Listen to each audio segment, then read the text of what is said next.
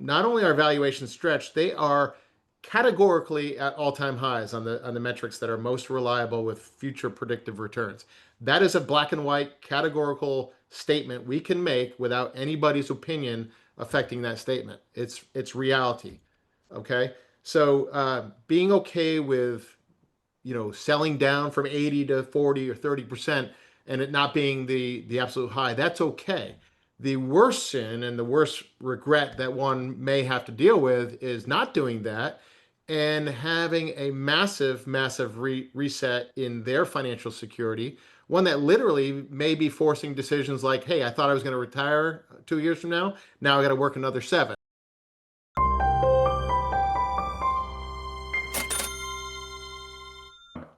Welcome to Thoughtful Money. I'm Thoughtful Money founder and your host, Adam Taggart, welcoming you here for another monthly review with the team at New Harbor, one of the endorsed financial advisory firms by Thoughtful Money. I'm joined as usual by lead partners John Lodra and Mike Preston. Hey guys, how you doing today? Hi, Adam. Great to be with you. Thanks for having us.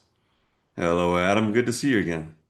Thanks, Mike. And hey, thanks again, particularly to you, Mike, and Justin there at New Harbor for hanging with us all day long at the Thoughtful Money Fall Online Conference a week ago.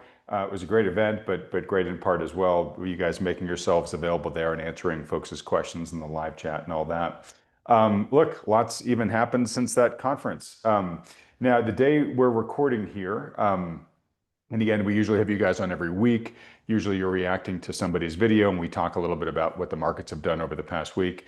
But we have started this new routine with you guys. I think we've been doing it 3 or 4 months now, where we have you on and you give your own hour in terms of your full outlook and any changes you're making in your portfolio and what you think might lie in the road ahead. So lots to react to here. One thing we're not going to be able to react to too much is the Fed meeting, this week's Fed meeting, because the news, the actual official release from the FOMC is going to come out about an hour after we finish recording here. So we'll find it out. But I really don't think it's going to be too much of a surprise this week. It seems very clear that the Fed is going to cut by 25 basis points. They will likely announce the end of QT. If they do anything terribly different than either of those two things, then yeah, that probably will surprise the market. And if so, we'll talk about it with you guys next week. That being said, John, why don't we start with you? Love to hear any other thoughts you might have about this week's Fed announcement. But more importantly, I know you had pulled some charts together and charts of the Fed balance sheet and a few other things going on. But it looks like, because the Fed has pivoted and is now going back to cutting and maybe ending QT, it's not because it's mission accomplished per se. It's because, hey, there's some real concerns going on. Now, the Fed has talked about weakness in the jobs market, but I think you're beginning to see some initial signs of stress in the credit markets, which of course we know that's where really all the chips are. That's where the big money lies. So what are you seeing right now? Yeah, thank you, Adam. And we will indeed, by the time this video airs, we will indeed have the Fed announcement and post-announcement press conference. So we'll learn more about their current thinking. But it's all but certain, at least the market thinks so, that the Fed will drop 25 basis points, 1/4% on the short-term federal funds reserve rate. And again, this affects very short-term rates. It doesn't affect in and of itself things like mortgage rates and things like that. That's more as relates to QT, and we'll talk about that in a second. But the market is all but certain that the Fed will drop a 1/4% today. There has been some talk about the Fed starting to reach a point to end the quantitative tightening program that they restarted, I guess, back in 2023, I guess it was. And just to put the, you talked about, the whole idea of mission accomplished. Let's look at a picture here to kind of put that in perspective, because I think it's really just eye-popping where we've come from and where we are. This is a chart. It shows the total assets on the Federal Reserve balance sheet.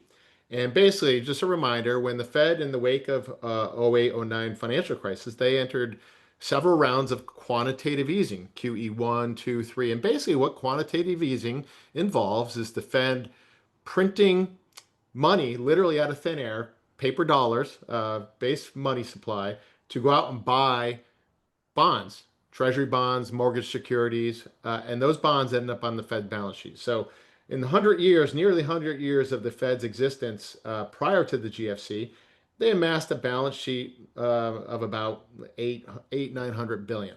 And then you can see what's happened since then, right? We've had QE1, QE2, QE3, and then QE4, you might call it, in the wake of COVID. Here we are today in October 2025. The Fed's balance sheet is still just a tad bit below $7 trillion. Again, I'll remind folks, before the great financial crisis, it wasn't even $1 trillion, not even close. And back around here, I forget the actual date, but it was around in 2010. I can remember it like yesterday. Ben Bernanke made a rare appearance on 60 Minutes. At the time, Fed chairs didn't do these kinds of things. They didn't go on 60 Minutes and, give up the ghost in terms of what their thoughts were. He basically, to paraphrase, said, "Hey, these are temporary measures. We're going to be able to reverse these measures, not too far down the road once the economy stabilizes." And here we are today. And look, we haven't reversed those measures. We've had, some normalization in the balance sheet. And what this quantitative tightening is basically the Fed hasn't sold these bonds. They've just, as these bonds have matured, they simply haven't reinvested the proceeds. So they've, taken liquidity out of the system in that way. But we still are way, way higher than we ever were prior to the GFC. And we're at all-time highs in the stock market. We have, still relatively healthy economy. I know there's emerging cracks in employment and things like that. But to think, if anybody was asked back here, would we still be at nearly $7 trillion and talking about an end of QT? I think people would have lied through their teeth saying that, yeah, that's going to happen. So just a dramatic thing. And why is this happening? Let's take a look at some other data points. We're starting to see some stress in the system. This is a chart that shows some key spreads on some key interest rates. And I don't want to get into the weeds here. These are kind of technical things, but the one I want to highlight here is what's called this secured overnight financing rate. This is the rate that banks can borrow collateralized by their treasury holdings. And typically when that starts to blow out relative to this thing we call interest on overnight reserves, that's a sign of some liquidity crunches, some balance sheet concerns, some credit concerns. And we've seen in recent weeks some defaults and stresses with some of the subprime auto lenders and other kind of non-bank financial institutions. I think the word cockroaches has been used. Jamie Dimon talked about, where there are some cockroaches, there probably are more. We're starting to see that in some of the data. And all these interest rate spreads are starting to spike up here pretty notably at a time when the red line is the total amount of reserves in the system. Those have pulled back. These are overnight reserves to $3 trillion. That's on the x-axis. So it's evident that whatever liquidity has been drained from the system is starting to exacerbate some fragilities in the system. And so I think there's a bit of a credit panicking here. And I'll just finalize with this chart. This is the what's called the overnight repurchase activity. This is basically when the Fed right here stopped temporarily their first round of quantitative tightening. It was in response. I'm sorry, right here. It was in response to the repo market blowing out, and that's ultimately what led to, just before the COVID, no linkage there, but so much for their attempts to tighten the balance sheet at that point.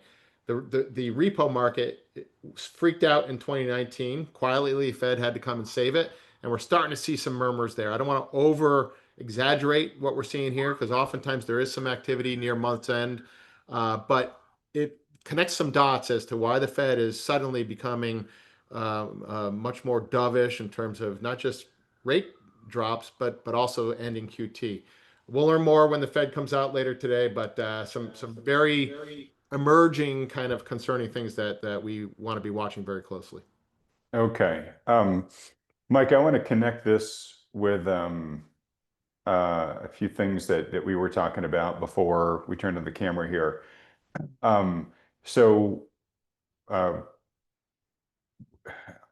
think you've got a stat that says that that we've hit a point now where the top 10 companies in the S&P 500 now make up 40% of the indice's value. right? So the day we're talking, the stock market is at a new all-time high. We are less than 100 points away from the big S&P 7,000 milestone. So, John is pointing rightly to, some signs of stress, some signs of concern, but the market just does not seem to care, right? I think just yesterday, Nvidia became the world's first $5 trillion company. I think Microsoft just passed 4 trillion. As I like to say, yeah, now if you take Nvidia, Microsoft, and Thoughtful Money combined, those three companies are worth $9 trillion. Thoughtful money being the biggest one out of them, right? So, but yeah, so just react to the contrast there between what John is noting at is, hey, the Fed is kind of being forced to pivot here by weakness in the job market and maybe some other things. We're seeing some signs of stress looking at, even a lot of the Fed's own metrics there that John showed. We've got some cockroaches that people are starting to notice. Square that with stocks at all-time highs and nobody really having any worries on Wall Street, it seems. Adam, I think it's going to sound like a simple answer, but it's all about liquidity. It's just been liquidity and nothing but liquidity for many years. And some of your guests talk about liquidity in particular. I can't remember the name of the guest that does that so often on your channel, but Michael Howe. exactly. Yeah, he talks about it, and it's been that way for many years. So it's no surprise that things that are really exaggerated get even more exaggerated. And you're right, the top 10 companies are 40% of the S&P. And so yes, and out of those top 10, five of them are reporting in the next 2 days. We got Meta, Microsoft, Google, Amazon, and Apple. A couple of them tonight. I think it might be Meta and Microsoft tonight. Tomorrow, Google, Amazon, Apple. But it doesn't matter exactly which day. It's in the next 2 days. These five behemoths, and it is just the huge gorilla, as we often say. Another one of your guests calls. I can't remember the name of that guest either, but it's like the huge 800-pound gorilla is the liquidity and these big companies that are in this market. And so it doesn't make sense because we are seeing some signs of stress. The unemployment numbers, which are, by the way, good for small and mid cap companies, and so maybe that's why they've been doing a little bit better. But the Fed is probably behind the curve.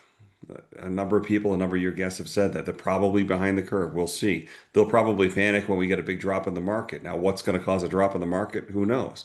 But this market is dangerous because it's so thin. If you take a look at Nvidia, which you just said is the first $5 trillion company, it's just been straight up the last couple of days, including today, right? And so the biggest companies are moving the most. Microsoft almost hit a new all-time high, and they're reporting, I think, tonight. And that might happen on the earnings report. So let's see what happens with the earnings reports. But other things like financials are lagging a little bit the last few weeks here. Equal weighted, the S&P is lagging a little bit. Russell 2000 is lagging a little bit in the very short term.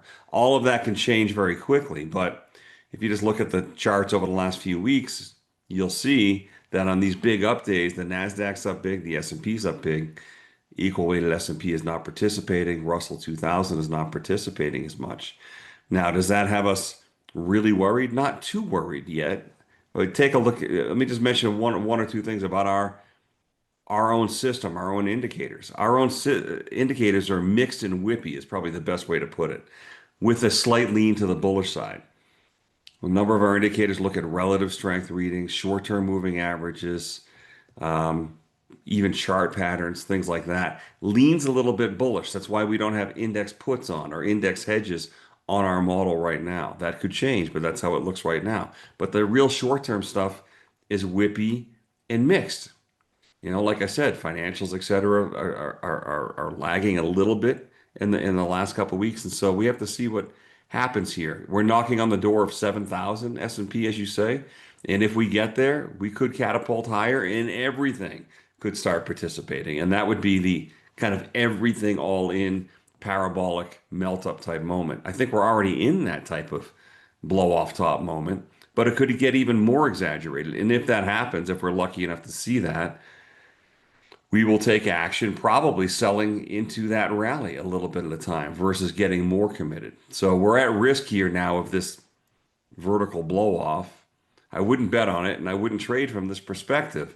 But with a mixed bag of indicators, if we break through some of these resistance levels and it's an everyone in the pool type moment, it could give us the signals we're looking for. Like I think I've mentioned before, if you see something like 500 S&P points up in a couple weeks, then you're getting close. Okay, I was going to ask you to repeat that for folks, so I'm glad you did.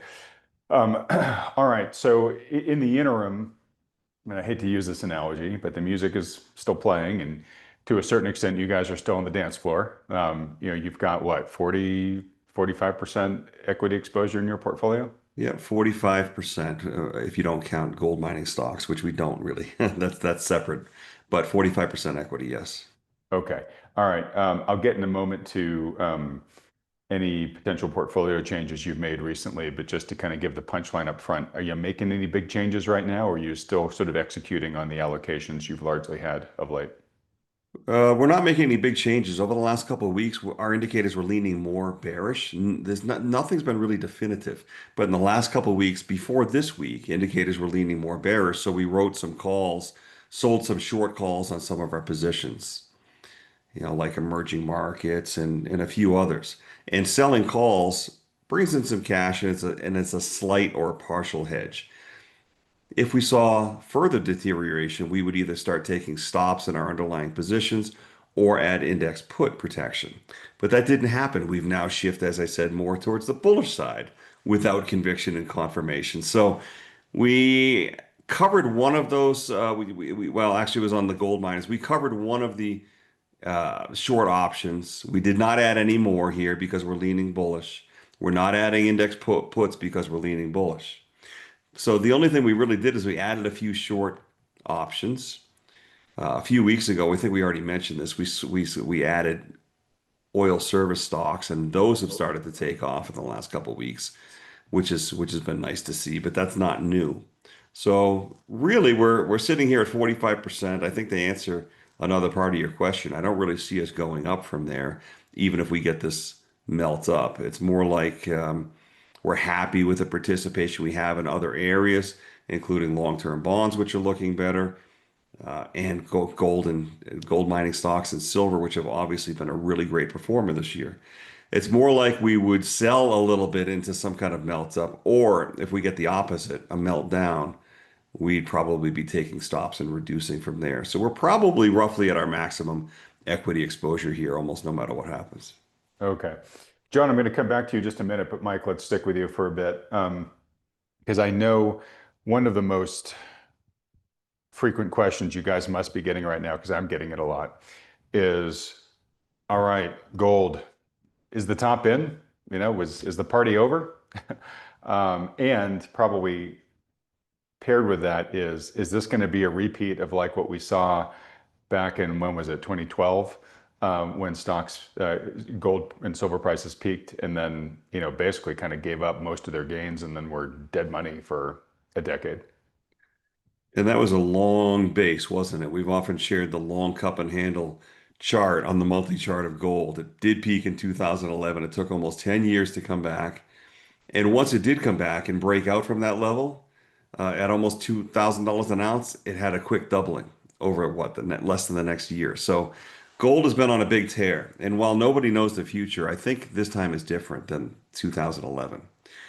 Back then, they had gold buying parties in people's homes, and there was all kinds of advertisements for cash for gold and that type of thing. And I just think we're further along in this debasement trade story. We're further along in history, in the cycle of things, and we're entering the last 3 to 5 years of a fourth turning. All of which tell me that this time is different. And again, nobody can know for sure, but I believe it's different this time. Famous last words, right? Write those down. Mm-hmm. But having said all of that, the trade got extremely overheated. And we can just tell from the psychology of it. A number of clients and non-clients that we talked to wanted to be all in that market, in silver and gold and miners. And there was just a lot of overconfidence, and we were seeing just day after day after day straight up. And so we were warning people to think about selling a little bit on the way up because psychologically it becomes a trap. These days, we're talking to people over the last few weeks about this psychological trap of being all in something. Not everyone is all in. In our model, we're only about 12.5% between miners and silver, monetary metals. But some people are 50, 80, 100% in, and they just, once you're all in, it's hard to get out at all. So we've been coaching people to sell a little bit. I had a call today with somebody like that, that was nearly, well over 50% in metals. And we were talking about how it makes sense to sell 10% right here. Sell 10% right here and use that money in your life. A lot of times people have trouble selling anything with gold and silver because of that all-in viewpoint and because they don't know what to do with the money. I would say nearly 100% of the time when I talk to people about selling into a rally, which is how you want to do it, they always say, well, what am I going to do with the money? Because they don't believe in dollars and they can't get unstuck with that. So I found it's a lot easier to talk to people about doing real things with the money, like take a trip, do a home improvement construction project, help the kids, whatever. But I find that it helps people take the money, get permission to do it, and then do something interesting or fun with it in their real life. And so that's kind of the whole psychology of it. The math of it is this, and if I could just share a chart or two, we can talk about the math or what happened in the charts. All right, so here's silver. This is going to be the silver ETF coming up. We walked along the outside of the Bollinger Band. We had a big breakout back here at around 32 to 33 on this ETF, which was 35 silver. We talked about that triple top numerous times on this program. And since then, we've walked up the next 4 months. And this is a big, big move. And so this got really overheated. Now look at this pullback. This pullback is nearly 20%. It's like 18% in silver. Yeah, that's painful if you bought right there at 49.25. It's painful, but let me back out to the weekly chart. Now here's the weekly chart, and here's the triple top breakout that I just mentioned. All we did is came back to the outside of the weekly Bollinger Bands.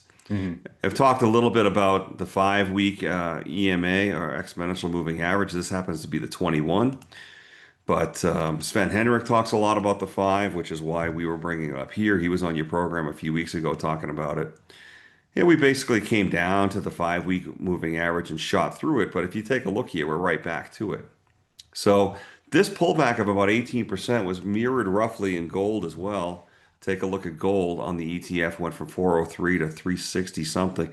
Pretty darn close to 20%. And if you look at GDX, it had a 20% pullback. This is painful for people. As nice as this felt, this pullback is fast, right? And we've already had a pretty good bounce. So let me go to the daily. Change this daily back to the 21 period moving average. We could take a look at that. Before you get to the bounce, I just want to take a moment to note that while it wasn't super popular at the time, because everybody was loving the daily great gains, and saying, no, you guys don't get it. This is the great repricing of gold and silver. It's underway. It's not going to stop. We were counseling that people consider hedging in some way, shape, or form, whether it was selling a little bit, as you said earlier, Mike, whether it was just putting on some downward hedges. And this is exactly why. Now, some people might say, well, look, I'm not going to sell my gold and silver, and I think it's going to continue to go higher from here in the mid to long run. And I agree with them. And yeah, if you want to, you could just ride that down and then hopefully ride it back up. But of course, we don't know how long it's going to take to recover. Hopefully, it won't be that long, but it still could go lower and it could stay down longer than we'd all like. We just don't know yet.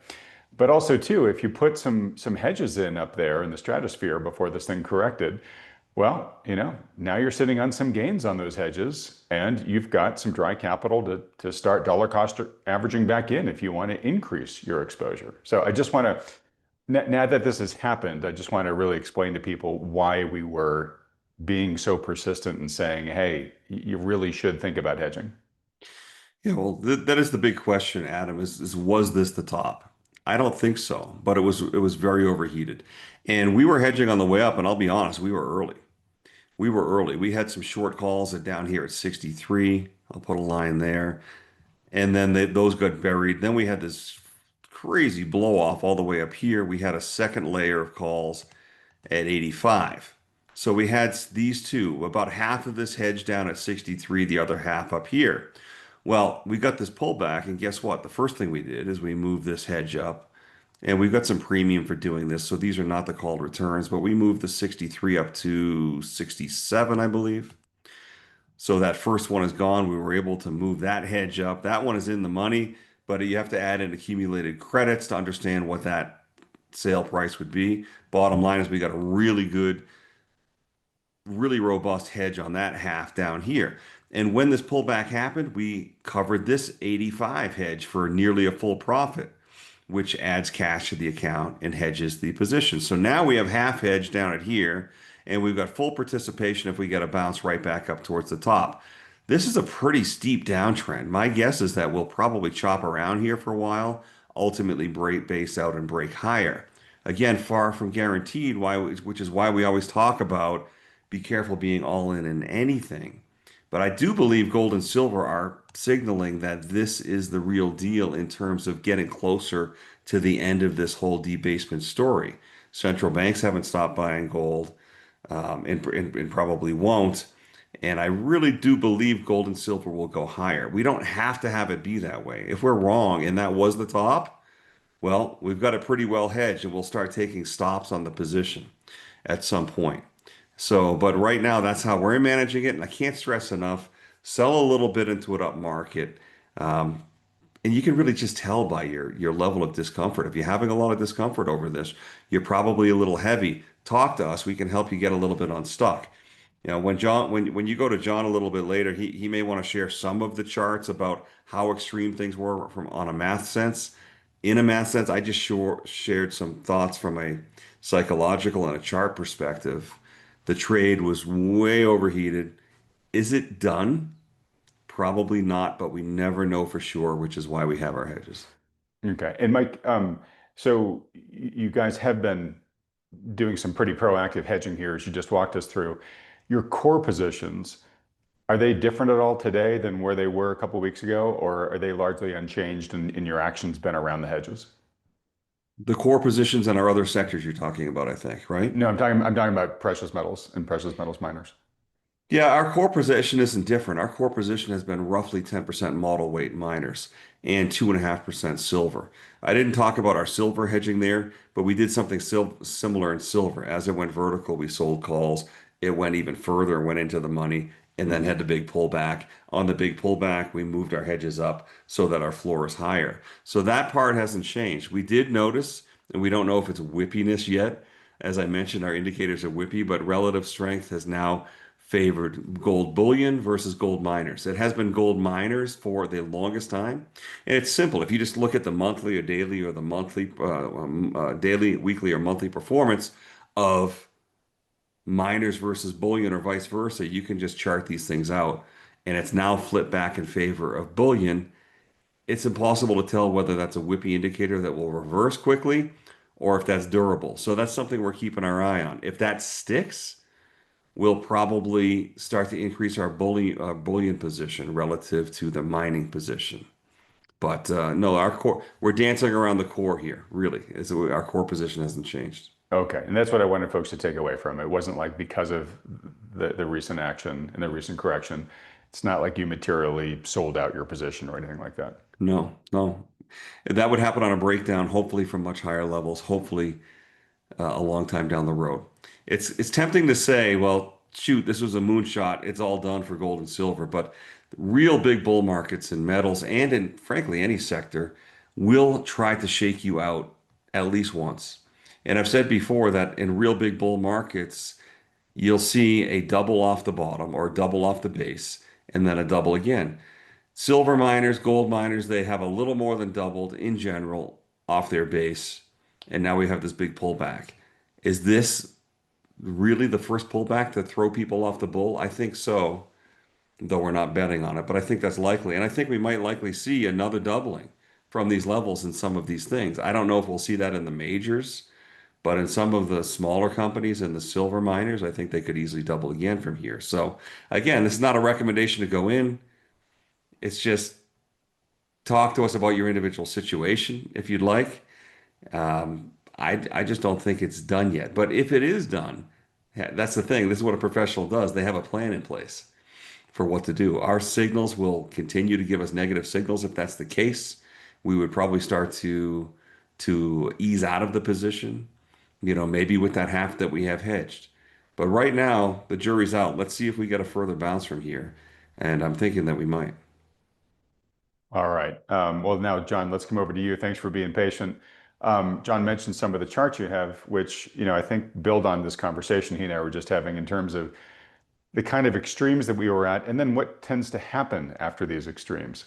Yeah, I think it would be important to share some of these only because these are inherently emotional decisions, and we always bring things back to the data to help us kind of ground ourselves. So let me share a couple of charts that they actually were pulled together by other folks, but they resemble some of the internal dashboards we look at that are just frankly more friendly to share for your audience here than our dashboard. Our dashboard is a little bit wonky for our internal purposes. But this is a chart that looks at both gold and silver. And this is as of 2 weeks ago, essentially, roughly about 2 weeks ago, right when both gold and silver were reaching their recent peaks. And, for example, we looked at gold had only been up 9 weeks in a row, a handful of times in history, 5 times essentially, including this most recent instance. Never before in this long history, going back to the 70s, had gold been up 10 weeks in a row. And you can see the follow through performance in these instances. Almost every very low probability of follow through positive performance going out a day to 2 months later. In fact, not only not positive, but there's some pretty big historical precedent for some big pullbacks. Not unlike what we've seen. So we were very much as bullish as we have been and still remain longer term precious metals. We thought there was a very high probability of a pullback.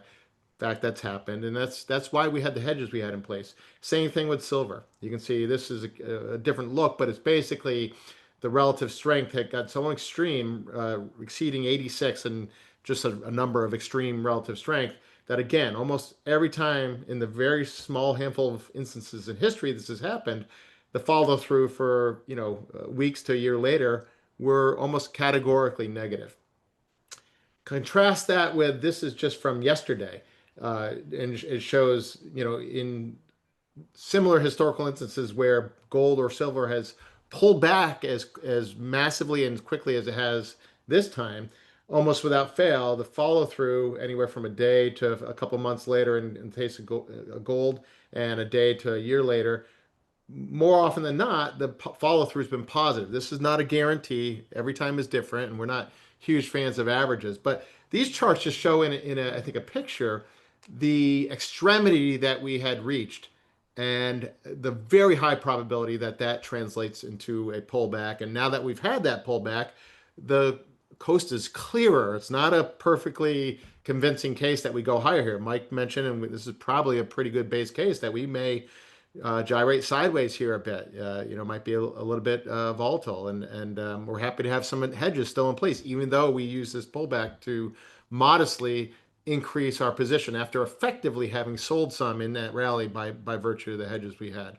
So just wanted to add that context to the whole dilemma of how much to sell, when to be patient and step to the sidelines. And that's every bit of conversation that's still relevant for a lot of people here today. Not just with precious metals, but we talked about NVIDIA and some of these high-flying stocks. These are all the same kinds of discussion.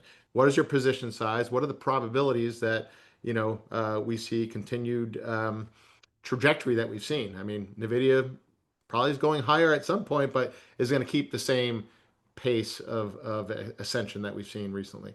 All right, Mike, John, thanks so much, and appreciate you guys both going so deep into the precious metals there, because that's been such an acute topic right now that folks have been looking for some insight on. So I think you guys did a great job. John, to another asset class that is sort of on the move right now, and again, one that folks kind of are asking questions about, is bonds.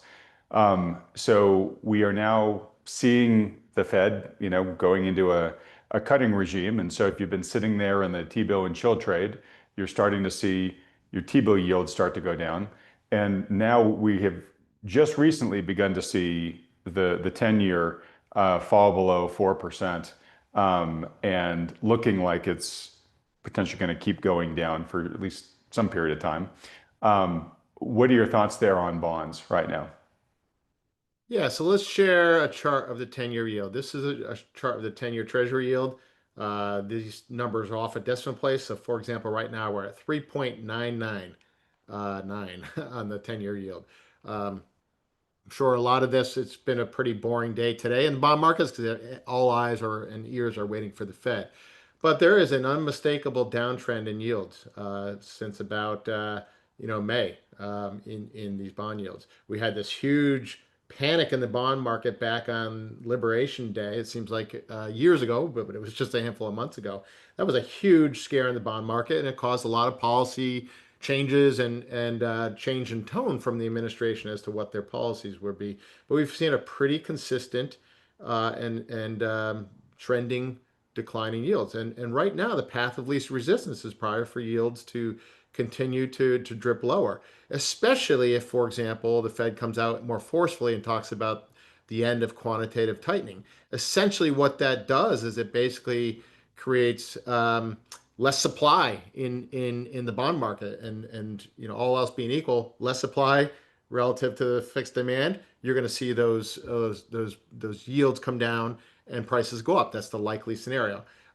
If we look out a little further to longer term yields, let me just pull up the 30-year. This is the 30-year yield. We got as high as 5.15 back in May. The 30-year yields are now down at 44.566. So pretty dramatic. But again, the path of least resistance is probably lower on yields. We could easily see 30-year yields coming down to this prior recent low, right around here, testing around the 4.3, 4.4 level. That would be supportive of things like, we've talked about TLT. It's a ETF that holds longer term treasuries. This is a chart of that. This is a daily chart. We had, and just to zoom out a bit here, this is what that, it's been a horrible place to be for much of the past bunch of years. I mean, when 10-year yields were below 0.5% in 2020, that's as close as you get to a bubble in the bond market as a rampant bubble you might call in the stock market. That was a horrible time to be an owner of bonds because there was only one way for yields to go, and that was up and bond values down. What we've seen here is a painful consolidation, but one that probably is either going to be range bound or dripping higher. We think probably near term target on things like TLT, and this is not a recommendation. Happy to have an individual conversation with any folks that would like to call us. We think probably path of least resistance is to see TLT come back and test out this 100 level here. And if you look at a shorter term chart, a lot of the technicals, we just had a so-called golden cross, 50-day moving average came above the 200-day moving average. It's been quite a nice orderly rise in these bond values as interest rates have come down. So we're not hugely into long-term bond. It's still, even with the Fed's cutting campaign, we're still at a target rate today at 4 to 4.25 on short-term treasuries. That's almost certainly going to get lowered to 3.75 to 4%. That's the target range. But even still, if you look at the belly of the curve, 2, 3, 5, month treasuries, those are, I'm sorry, year treasuries, those are down about 3.6, I think. So even though the Fed has started cutting, it's not like the T-bill and chill trade is over, because we do think there is good sound reasons to still have a bucket of very liquid, very safe things like treasury bills. We have about 22% in our tactical model right now. And that just simply represents for us optionality in the form of being able to convert that into other things, be it stocks or commodities or whatever, when conditions are more permissive and inviting. So John, if somebody was doing T-bill and chill and really just rolling over really short-term T-bills, say like 30, 60-day T-bills, or I guess 4-week or 8-week T-bills, not personal financial advice, but would you encourage them to consider perhaps now maybe buying some 1-year, 2-year treasuries just to, if you're really liking that kind of 4% range, sure, why not lock it in for the next 2 years, as it looks like the shorter end of the curve is going to go downwards as the Fed continues to cut. really depends on, and you've prefaced this. This is not financial advice because that's actually a real personal conversation based upon the objective of a client. We don't own, we're not heavily invested in bonds. We own about 5% in 3 to 7 year treasuries. And that belly of the curve has actually rallied a bit because those yields have come off. We own about 7.5% long term. But if one is looking to use a bond portfolio to lock in like known income and maturities to for example pay for a kid's college education, tuition bills coming due, that's absolutely a valid thing to be thinking of. But I don't want to generalize. I don't think I could say in general because I do think that T-bills still are a fine place to be, and I'd rather have the short-term liquidity to be able to deploy into a stock market sell-off, for example, or a further pullback into precious metals or commodities. That I think is I would not encourage a wholesale kind of feeling like you got to go out on the curve. Some degree of that is certainly acceptable, but the belly of the curves, the 2, 3, 5 years, those aren't. I wouldn't call them cheap right now. They're not, dangerous, but it's not like this compelling slam the table. Go out and do that because you're fearful of short-term rates coming down. In fact, we could see the Fed's, cutting campaign, you know, rather short-lived depending on how things play out. If we get a reignition of inflation here, I think they're going to have to go on pause, right? And we just can't forecast that. We'll have to see how that plays out.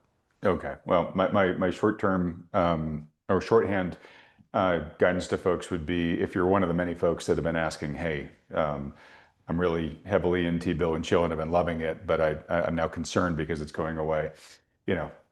Shorthand answer I think from John is then talk to your advisor. There may be multiple different strategies that are worth considering here. There's no one-size-fits-all solution to that question. All right. Well, look, as we start to wrap up here, Mike, I'll come back to you briefly. I think you mentioned a couple of other sectors. I mean, obviously tech is doing amazing. I think you mentioned financials had been looking a little bit weak of late. As you look out at the different sectors that you guys are just watching, monitoring on a daily basis there at New Harbor, what ones are looking, particularly interesting to you, and what ones are maybe looking particularly worrisome? So Adam, we're in the strongest sectors. That's what we attempt to do with the relative strength analysis that we use. The first thing we're looking at is what are the signals in the market? The market signals are tilting bullish here, but not decidedly so. So we're still 45% in equities, as I mentioned. We want to populate that with the strongest sectors. We got 15% of that as an international, a mix of broad international and emerging markets. Emerging markets have started to perk up quite a bit, by the way, particularly with China kicking in. So if you look at the iShares emerging market, ticker symbol EEM is 30% China. So it certainly has received some help on some of the latest developments in trade deal news there. But in terms of in general, the domestic sectors that we are in that are the strongest, it's utilities, technology, industrials, financials. Now, we're in financials, and I just admitted that it's weakening a little bit. So we have to use our discretion to decide when to cut something. Just because it starts to falter a little bit, we don't really know if that's a signal that says do something or give it a little more time, a little more rope. That's the hardest thing about being a personal investor or a professional. Financials is definitely the weakest out of our group. And we're going to wait and see what happens here. The ETF yesterday was a little bit below the 50-day moving average. Haven't looked at it today. But there's hedges in place on these things, on some of them. And they're only partial hedges. Covered calls are only partial hedges. Puts are more robust hedges, but they cost a lot of money. We prefer covered calls because they bring in money versus cost money. Right. So those are what we're in. Well, actually, and I forgot to mention that we just added the oil service stocks as a sector a couple weeks ago, and that has broken higher in the last week. So that's nice, and because that's been a laggard for a long time. Oil and energy has been a laggard. Healthcare has been a laggard.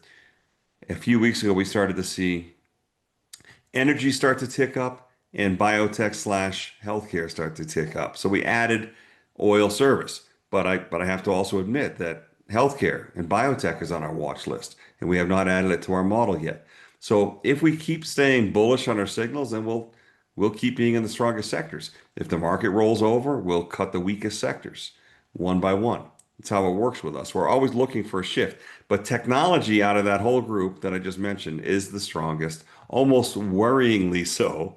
It's been Mhm. so relentless, but we're in an ETF in technology. So yeah, tech, industrials, utilities, oil service, and financials right now, with financials being the weakest. Okay. And let me just ask you a what if. Um, Not saying that this is going to happen, but just let's say there is a reversal in tech. I know it seems so hard to consider right now because it's been the lead dog that has pulled the sled for so long now. But so much market value is now concentrated in it, right? You mentioned earlier that the top 10 companies in the S&P 500 now make up 40% of the interest. The vast majority of that market cap from those top 10 companies are in tech, and a lot of that's in the AI trade. So if something were to compromise that, what do you think the knock-on effect would be on the overall markets? I don't, very bad. I don't really see any way that that would not be very bad for the market. There's no way for the market to do well if those were to come down. Again, I'm speculating here. I think we're going to get a squeeze higher, and it's probably going to continue to be concentrated in these names. It's eye-popping to see, Nvidia chart, Nvidia market cap 5 trillion. If these things come down hard, the whole market's going to come down. So it's more likely we get a squeeze higher, and maybe some of the laggards actually start to participate as well. Watch for the S&P equal weight. Like take a look at the ETF RSP, for instance, or the Russell 2000, ticker symbol IWM. Keep your eyes on if they start to break out of their ranges and decidedly move higher, then frankly everything's going higher, including those names you just mentioned. But it's kind of a worrying thing because I'm even listening to myself talk here. It's just like a bubble, right? I'm talking about a bubble. So you don't want to see the tech falter here because that would be bad. Yeah, well, that's interesting. So, I mean, that's the huge debate. Is it in the bubble? Is it not? Um, Many big names, including Sam Altman himself there at OpenAI, have said of late, yeah, it's in a bubble. And I've even heard it said by folks in the space, it's in a bubble, but it's in a rational bubble. And I don't really know what a rational bubble is. To me, that sounds like mental gymnastics, just trying to justify it all.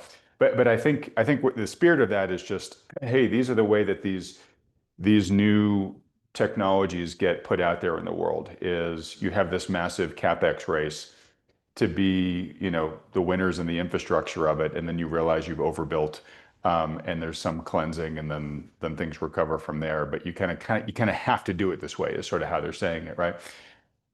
True or not, these guys are pursuing it, at all hands on deck. And if it does prove to be a bubble, and Mike, you're right that there is some sort of, blow off top that sucks up everything into it.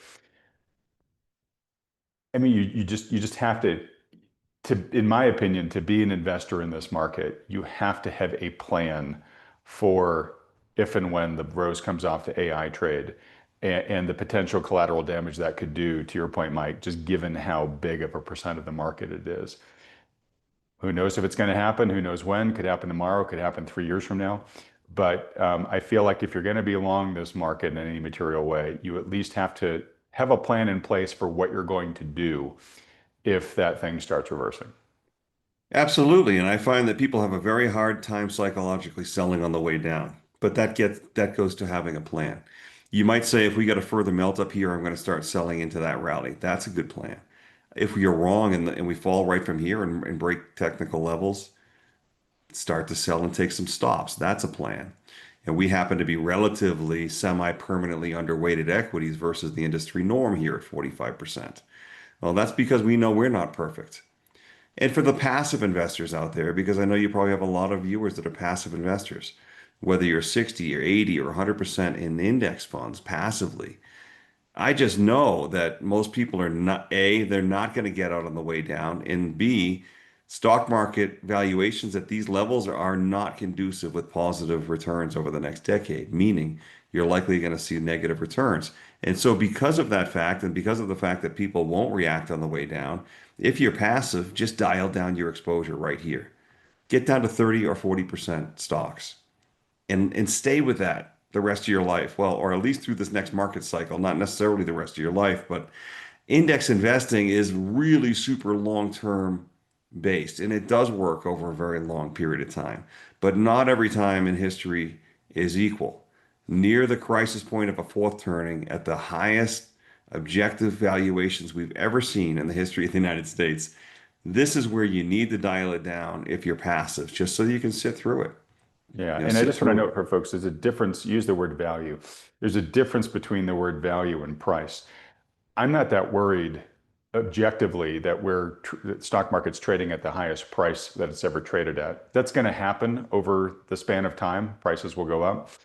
What I think we're all concerned about is valuations, is the multiple of that price versus the expected earnings, right? And those are very stretched to the upside here. And you guys have shown many times the John Hussman charts that show that when the market pulls that much of tomorrow's valuation into today by increasing multiples, is it creates a return drought going forward. It just makes sense, right? If you're going to pull tomorrow's prosperity into today, well, you're going to have less prosperity tomorrow, right? So, on average, you could have a very flat stretch of the market ahead of you, perhaps even a lost decade, as Hussman's charts are currently forecasting. Now, again, highly unlikely if that manifests that it's just going to be a flat market for the next decade. It means it's probably going to be, up and down, a lot of volatility.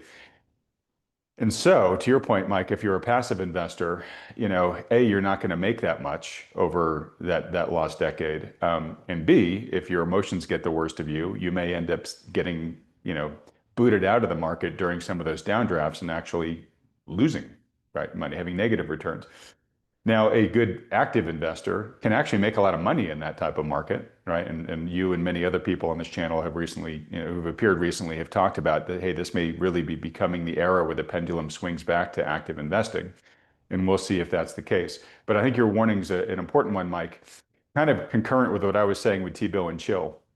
If you've been enjoying the past couple of years of getting paid to sit in safety in T-bills, and then whatever else you're long has done pretty well over the past 3 years, right? Looks like we're going to have our third back-to-back-to-back year of 20% or close to 20% returns in the S&P. I know what you're saying, Mike, is, hey, don't expect that to be the norm going forward. Highly unlikely to be that, right? You're shaking your head no as I'm saying this. All right, John, I'll hand it back to you and let you wrap up here. Anything else you want to say that maybe I haven't thought to ask you about? And also, too, if you could just do, the general, like, you guys are in the business of talking to real people to help them grow, but most importantly, protect their wealth because they have lives to live. Yep. And so, in your interactions that you're having right now, what are you hearing from folks? What are they most nervous about? What counsel do you find yourself offering most to people right now, given the current market environment? Yeah, thank you, Adam. And just to put a layperson's spin on what Mike talked about, have a plan to sell. One thing that I really want to encourage folks to just embrace is the idea of there is going to be regret. You're going to have regret no matter what you do.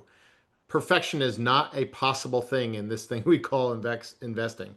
And the name of the game here is being okay with regret. And hopefully the form of regret that is the gentle kind, not the big kind, like selling out too early in a very toppy, and to put a point on it, Adam, not only are valuations stretched, they are categorically at all-time highs on the metrics that are most reliable with future predictive returns. That is a black and white categorical statement we can make without anybody's opinion affecting that statement. It's reality. Okay, so being okay with selling down from 80 to 40 or 30% and it not being the absolute high, that's okay. The worst sin and the worst regret that one may have to deal with is not doing that and having a massive reset in their financial security, one that literally may be forcing decisions like, hey, I thought I was going to retire 2 years from now I got to work another 7 or whatever. These are the things that are a consequence when you overlay a real life with a financial portfolio and real life goals. So absolutely bring this back to your own situation. This time of year, let me just, in this environment, we are having more conversations with people that their job situation is less certain. We're not seeing massive layoffs, but we're seeing enough that it's becoming more of a concern, if not Yeah, outright I'll note layoffs. this week we've seen many multi-thousand layoffs from Yep. some of America's larger employers. Yep, layoffs or just the concern about layoffs. So if you're worried about your job security, even though you haven't been notified, this is a great time to take a step back and look at your plan, look at your investment plan, because if you have a situation where there is a layoff, there is a totally different game plan for how do you provide the paycheck that you will no longer be getting for whatever transitional or permanent period that might entail. We are entering the last 2 months of the year. It's always a good time to think about tax-related moves. Many folks may have very large gains in some stocks or positions, precious metals, for example, and they're worried about realizing gains, but they may also be forgetting the fact that they have other positions in their portfolio that are losses, and they can harvest those losses to offset those gains. For better, not worse, we don't have a lot of losses we can harvest this year in our client portfolios. We're very grateful for that. But still, if it comes time to sell and de-risk, the worst sin is letting gains evaporate than paying some capital gains taxes. So you want to be very, I think, objective about where we are and bringing it back to your own situation. And this is the time of year to really start to focus in on some of that stuff. All right. Well, very well said, John. Thank you, gentlemen. So just in wrapping up real quick, first off, folks, if you enjoy these monthly check-ins with the guys from New Harbor and want us to continue doing them, please let us know by mentioning so in the comments below, but also by hitting that like button and clicking on the subscribe button below, as well as that little bell icon right next to it. A reminder too, if you did not attend the Thoughtful Money Fall Conference and really wish you had, you can still buy the replay over at thoughtfulmoney.com/conference. And if you'd like to buy your ticket for the spring online conference at a 0% inflation rate, meaning the same price that we've offered it for this year, the most recent conference we just did, then you can get that over at thoughtfulmoney.com/2026. To John's point there, I think a lot of what you guys, the takeaway from a lot of what you guys have said today is, hey, there's nuance out there. This is a time where a lot of people are sitting on some gains. Maybe they're sitting on some losses if things didn't go as well for them. The future looks, kind of uncertain here. For all the reasons that you mentioned about the floating risks out there, whether they're in the credit market, whether they're in the valuations. This is a really good time to check in with your personal financial advisor and really make sure that you're entering 2026 having done all the key end of year things that you should do given your personal situation here in 2025, but also setting yourself up well for 2026 in a very hopefully intelligently risk managed way. So if you've got a good financial advisor who's doing all those things for you well, great, don't mess with success. But if you don't have one or you'd like a second opinion from one that is skilled in those topics, then consider talking to one of the financial advisors that Thoughtful Money endorses.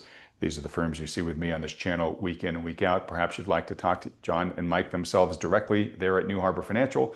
So to set up one of those discussions, just fill out the very short form at thoughtfulmoney.com. Only takes you a couple seconds to fill out the form. These consultations are totally free. There's no commitments involved. It's just a service these firms offer to be as helpful to as many people as possible. John and Mike, great job as always, my friends. I'm looking forward to seeing you next week to do our regular, weekly market recaps, but very much appreciate these much more in-depth monthly deep dives and looking forward to doing a lot more with you in the future. Thank you, Adam. Always fun. We'll see you next week. Thanks for having us. So happy to have this opportunity. And thanks to all you viewers for watching. See you soon. All right, boys. And everybody else, thanks so much for watching.